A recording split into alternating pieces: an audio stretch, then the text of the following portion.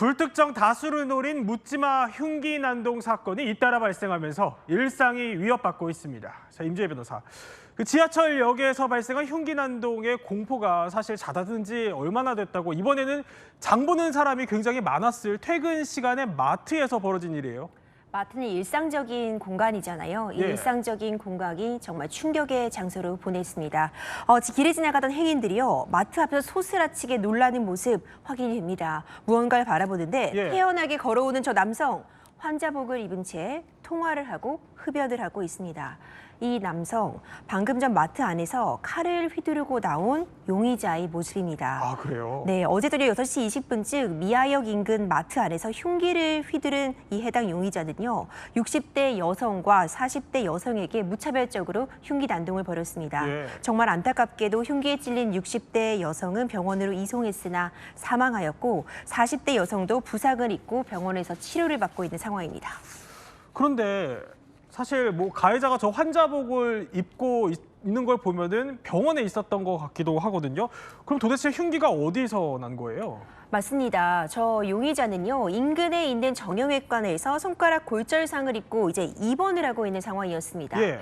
근데 이 병원 밖으로 나와서 마트에 가서 지금 포장되어 있는 흉기를 그대로 뜯어서, 마트에서. 그렇죠, 범행을 한 것이죠. 예. 마트에 판매 중이던 이 흉기를 포장지를 뜯어서 범행을 한 것이고, 무차별적으로 마트 안에서 이 흉기를 휘두른 겁니다. 현행범으로 체포가 되었는데, 굉장히 소름 끼치는 점은요, 이 지금 보시는 모습이 범행 직후예요. 범행 직후에도 태연하게 담배를 핀다거나 아, 어슬렁 그래요? 이 배회하는 모습, 전화까지 하고 있는 모습이 보이죠. 참으로 충격적인 상황입니다. 아이고, 마트에서 그러니까 흔하게 파는 생활용품용 흉기를 가지고 그 자리에서 휘두른 건데, 이걸 과연 누가 예상이나 했을까요? 범행 장면을 지켜본 주민들의 공포심도 상당했습니다. 긴박한 상황이었고, 환자복 입으신 분이 도망하는 상태였는데 골목에서 검거가 됐고, 그 이후에 본 상황은 아주머니가 칼에 찔려서 누워있는 상태를 보았는데 피를 너무 흘리고 있었고, 이 동네에서 이런 일이 벌어지는 자체가 너무 무서울 정도였어요.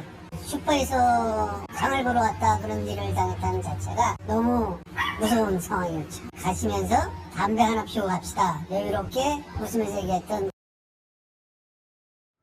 자, 들으셨지만요, 가해자의 행동 수상한 게 한두 가지가 아닙니다. 저렇게 그러니까 범행을 한 후에 태연하게 전화를 하거나 담배를 핀 것도 모자라서요, 강성필 부대변인, 네. 이번에 심지어 본인이 신고를 했다고요? 이게 사실입니까? 그러니까 목격자에 따르면 예. 이 범행을 저지른 사람이 그 마트 안에 있는 냉장고에서 술을 꺼내 마셨다. 그래요? 그리고 예. 나서 충동적으로 이 흉기를 휘두르면서 사고를 친 것 같은데, 그 이후에 또 태연하게 저렇게 본인이 스스로 전화를 했다는 걸 보면 예. 제가 봤을 때는 정상적인 상태는 아닌 것 같다. 근데 화가 나는 거는, 이게 어떤 범행이 있으면 범행 동기가 있어야 되잖아요. 그렇죠. 예. 근데 이 피해를 입은 여성들은 범행 동기하고 상관도 없는 것 같아요. 네. 그러니까 그야말로 묻지마 어떤 사건인 것 같은데, 이것도 환한 대낮에 동네 마트에서 이런 일이 일어났다는 게 정말 얼마나 무서웠을까, 그런 생각을 해봅니다. 그러니까 본인이 자신의 휴대전화로 112에 본인이 또 신고를 했다. 예.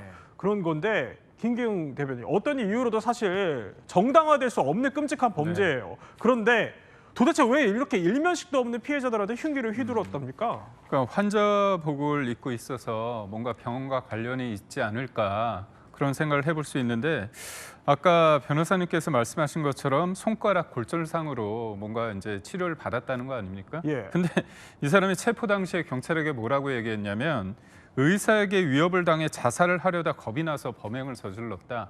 좀 황당한 얘기를 한 거잖아요. 그래요? 그렇기 때문에 결국 이 사람이 진짜 이유에 대해서는 이게 맞지 않을 가능성이 크다고 볼 수밖에 없습니다. 그래서 경찰은 이 사람의 정신병력을 지금 조사하고 마약을 포함해서 약물 검사도 네. 실시할 방침이라고 합니다. 경찰은 남성의 진술이 일관되지 않은 만큼 예. 정신병력이 좀 있을 가능성을 좀 보고 있습니다.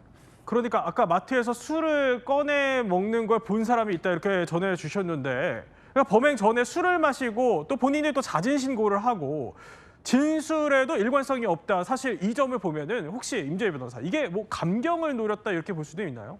횡설수설하고 있다는 이야기 나오고 있습니다. 그러니까 조사를 받고 있는데 범행 동기나 범행 과정에 대해서 제대로 진술하지 못하고 예. 이랬다 저랬다 하고 있다는 거죠. 물론 음주 상태도 지금 확인이 되고 있다고 합니다.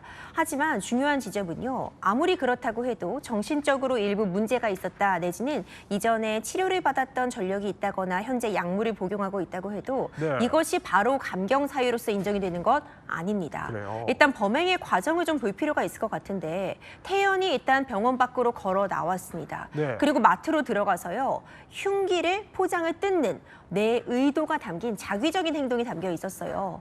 그리고 범행 직후에 나와서 이렇게 어슬렁거리는 이런 일련의 모습들 논리적으로 설명되기 어려운 측면이 있지만 예. 내 어떤 의지, 내가 직접 흉기를 고르고 흉기 포장을 뜯고 자기로 나아갔다면 이것이 어떤 정신이 온전치 못한 상태에서 벌인 일이다. 이렇게 단정하기 어려워 보입니다. 예. 그렇기 때문에 어떤 감경 사유에 해당하기는 어려울 것 같고 다만 이 일련의 과정이 어떤 감경을 노리고서 한 그런 상황은 충분히 또 이해가 되는 것 같습니다.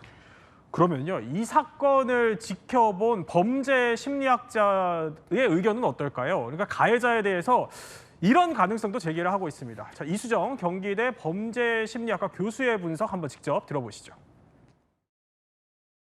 지금 이 사건들처럼 전과가 아주 많으면 끝에 가서는 법에 대한 경계심이 전혀 없어져요.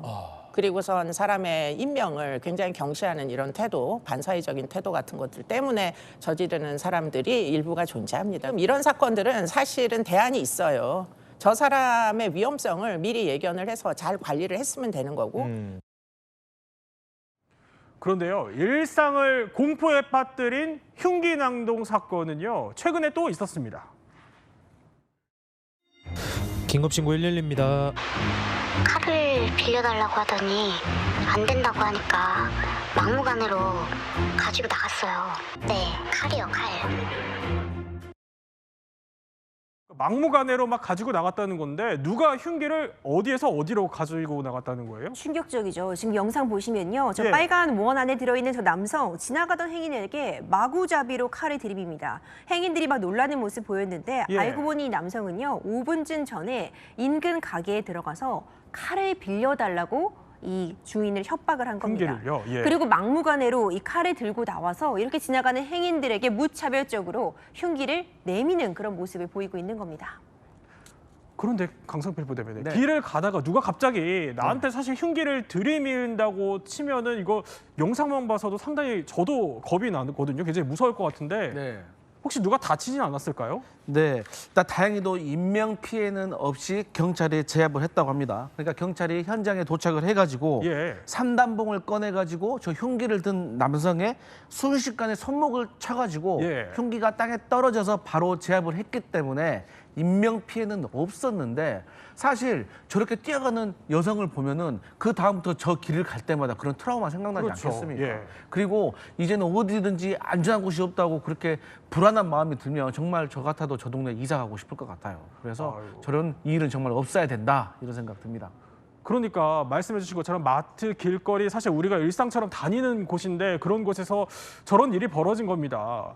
그런데 2년 전에 서현역 또 신림역 흉기난동 사건이 떠오르기도 하거든요. 근데 그때 당시를 계기로 해서 법이 또 만들어졌었잖아요. 그런데도 왜 이런 범죄가 계속되는 거죠? 그렇죠. 당시에도 굉장히 충격적이었죠. 공공장소에서 흉기를 휘두른 그런 사건들이 있은 직후에요. 관련된 법 규정도 마련이 되었습니다. 공공장소에서 흉기를 소지하기만 해도 그러니까 정당한 이유 없이 뭐 도로나 공원 이런 장소에서 흉기를 소지하고 이를 드러내 사람들에게 불안감이나 공포심을 일으키면요. 3년 이하의 징역 또는 1,000만 원 이하의 벌금에 처하는 규정이 마련이 되어 있습니다. 예. 사실 이전에는 공공장소에서 흉기 휴대하고 흉기를 보여줘도 경범죄 정도로 처벌이 됐습니다. 아, 그렇군요. 하지만 사실 흉기를 소지하고 있다는 것 그 자체가 어떤 더한 중범죄, 상해라던가 살인이라던가 중한 범죄로 나아가기 전 단계라고 볼 수 있거든요. 이런 부분들을 반영을 해서 흉기 소지죄가 마련은 되어 있지만 사실상 이런 흉기 소지를 확인을 하려면 불신 검문 같은 부분 필요한 경우 있잖아요. 그렇죠. 그리고 이미 공공의 장소 그리고 다수의 사람에게 흉기를 내밀었다면 너무나 긴박한 상황입니다. 바로 피해, 더 큰 피해가 발생하기 직전 단계라는 점 때문에 네. 이런 법이 이미 마련이 되고 처벌이 가능하다고 해도 이런 강력 범죄를 막기에는 역부족인 상황입니다. 네, 우리 일상이 보다 안전해질 수 있게 엄정한 수사와 또 대책이 필요할 것 같습니다.